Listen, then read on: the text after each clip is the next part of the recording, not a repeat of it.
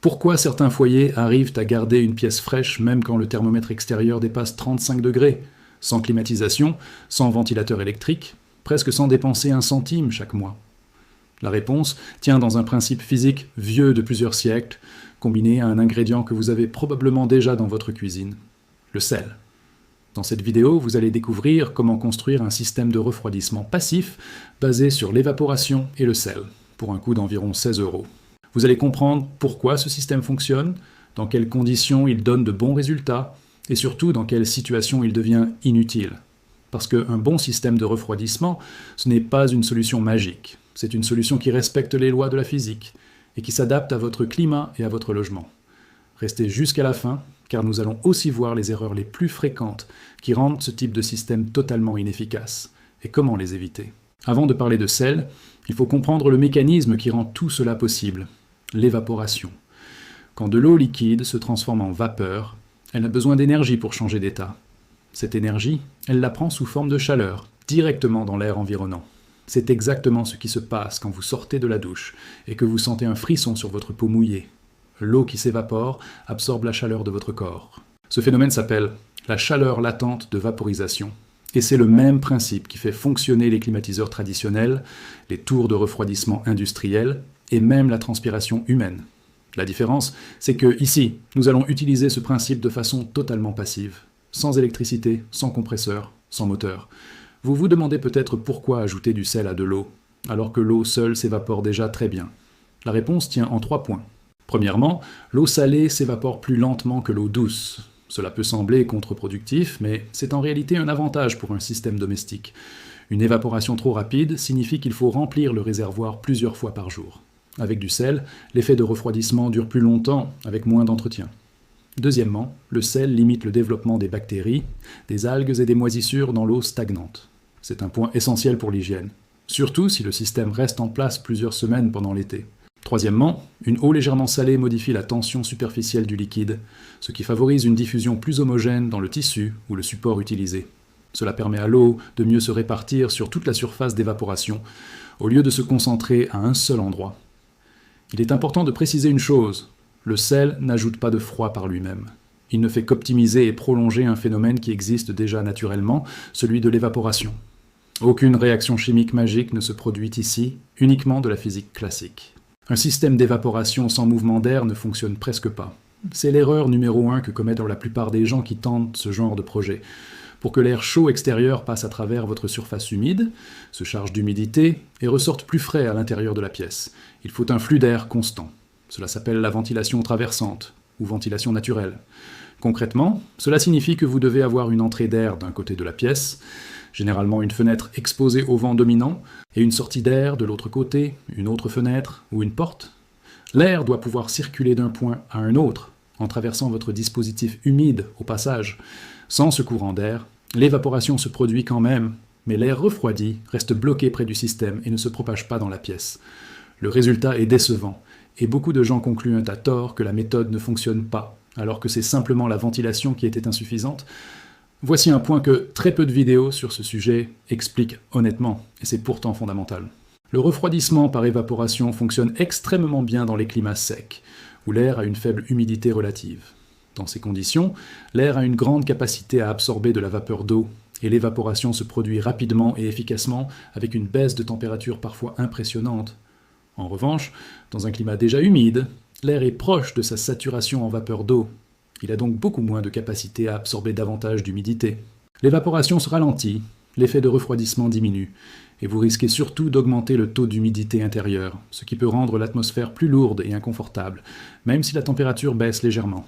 Ce système est donc idéal pour les régions à climat continental sec, méditerranéen chaud et sec, ou pour les journées chaudes, avec faible humidité. Il est beaucoup moins pertinent dans les zones côtières très humides, ou en période de forte humidité ambiante. Avant de vous lancer, regardez le taux d'humidité habituel de votre région en été. Si vous êtes régulièrement au-dessus de 60% d'humidité relative, les résultats seront limités. Passons maintenant à la construction concrète. Voici la liste du matériel, avec un budget total qui reste autour de 16 € dans la plupart des magasins de bricolage ou de jardinage. Vous aurez besoin d'un morceau de tissu naturel absorbant, comme du coton épais, de la toile de jute ou du lin, d'environ 1 mètre sur 1 mètre. Ce tissu doit être suffisamment poreux pour absorber l'eau, mais assez dense pour ne pas se déchirer rapidement. Vous aurez besoin également d'un récipient peu profond, une bassine ou un bac en plastique, pour contenir le mélange d'eau et de sel. Il vous faut du sel de cuisine ordinaire, pas besoin de sel spécial ou coûteux. Environ 50 g par litre d'eau suffisent pour obtenir l'effet recherché sans excès. Enfin, une petite structure pour suspendre le tissu devant votre fenêtre. Cela peut être une tige de bois, une corde tendue, ou même un simple cintre renforcé. L'objectif est que le tissu reste vertical, dans le passage direct du courant d'air. C'est tout. Aucune pompe, aucun moteur, aucune pièce électronique. Le coût principal se situe dans le tissu et le récipient, le sel étant pratiquement négligeable en termes de prix. Première étape, préparez votre solution. Mélangez le sel dans l'eau tiède jusqu'à dissolution complète, à raison d'environ 50 g de sel par litre d'eau. L'eau tiède facilite la dissolution, mais utilisez ensuite de l'eau fraîche pour l'imbibage. Deuxième étape, trempez complètement votre tissu dans cette solution, en vous assurant qu'il soit saturé sur toute sa surface, pas seulement en surface. Troisième étape, essorez légèrement le tissu, juste assez pour qu'il ne goûte pas de façon excessive, mais qu'il reste bien humide. Quatrième étape, suspendez le tissu devant l'ouverture de votre fenêtre, du côté extérieur si possible, ou juste à l'intérieur si la fenêtre s'ouvre vers l'intérieur. L'important est que l'air entrant traverse obligatoirement le tissu avant de pénétrer dans la pièce. Cinquième étape, placez votre récipient d'eau salée juste en dessous pour pouvoir réhumidifier le tissu régulièrement sans tout démonter. Sixième étape, ouvrez une fenêtre ou une porte à l'opposé de la pièce pour créer un courant d'air traversant. Sans cette étape, comme expliqué plus tôt, l'efficacité du système sera très limitée. Choisissez de préférence une fenêtre orientée face au vent dominant de votre région pendant l'été. Si vous ne connaissez pas cette orientation, observez pendant quelques jours d'où vient le vent en fin d'après-midi, moment où la chaleur est souvent la plus forte. Évitez les pièces fermées sans possibilité de ventilation traversante. Une chambre avec une seule fenêtre et une porte fermée ne bénéficiera presque pas de ce système, car l'air n'a nulle part où aller après avoir traversé le tissu humide. Les pièces situées au rez-de-chaussée, plus proches de la fraîcheur du sol, ou orientées côté ombragé de la maison, obtiennent généralement de meilleurs résultats, car elles cumulent déjà une température de base plus basse. Renouvelez votre solution d'eau salée tous les 3 à 4 jours, même si elle semble propre. L'eau stagnante, même salée, peut développer des dépôts avec le temps. Inspectez régulièrement le tissu pour détecter d'éventuelles taches de moisissure, surtout dans les zones où l'humidité ambiante est plus élevée. Si vous remarquez une odeur de moisi ou des taches sombres, lavez le tissu à l'eau chaude avec un peu de vinaigre blanc, puis laissez-le sécher complètement au soleil avant de le réutiliser. Le sel aide à limiter ce risque, mais il ne l'élimine pas totalement. L'entretien régulier reste indispensable, surtout en période de forte utilisation continue. Il est important de replacer ce système dans son contexte. Il ne remplace pas un climatiseur. Un climatiseur électrique peut faire baisser la température de plusieurs degrés de façon contrôlée et constante, indépendamment de l'humidité extérieure. Ce système d'évaporation, lui, dépend fortement des conditions climatiques du moment. Dans de bonnes conditions, climat sec et bon courant d'air, on peut observer une différence de température perceptible entre l'air entrant et l'air sortant, généralement de l'ordre de quelques degrés. Ce n'est pas négligeable pour le confort, surtout combiné à d'autres stratégies passives, mais ce n'est pas comparable à une climatisation mécanique. Comparé à un ventilateur électrique seul, ce système présente un avantage. Le ventilateur déplace de l'air chaud sans le refroidir, alors que ce dispositif refroidit réellement l'air avant qu'il n'entre dans la pièce. En revanche, le ventilateur fonctionne dans n'importe quelle condition d'humidité, ce qui n'est pas le cas ici. Voici les erreurs qui expliquent pourquoi certaines personnes essaient ce système et sont déçues. La première erreur est d'installer le dispositif dans une pièce sans aucune ventilation traversante. Sans flux d'air, l'évaporation se produit, mais l'effet ne se propage pas dans la pièce. La deuxième erreur est d'utiliser un tissu trop épais ou synthétique, qui n'absorbe pas bien l'eau et bloque le passage de l'air au lieu de le laisser traverser. La troisième erreur est de négliger l'entretien, ce qui entraîne des odeurs désagréables et un risque d'humidité mal contrôlée dans la pièce. La quatrième erreur, la plus fréquente, est d'espérer un effet similaire à une climatisation dans une région déjà très humide. Dans ce cas, il vaut mieux orienter ses efforts vers d'autres stratégies passives, comme l'isolation, les volets extérieurs ou la ventilation nocturne. Ce système fonctionne encore mieux lorsqu'il est combiné à d'autres bonnes pratiques déjà largement utilisées dans l'architecture bioclimatique traditionnelle. Fermez vos volets ou vos rideaux épais pendant les heures les plus chaudes de la journée pour limiter l'entrée de chaleur par rayonnement solaire à travers les fenêtres.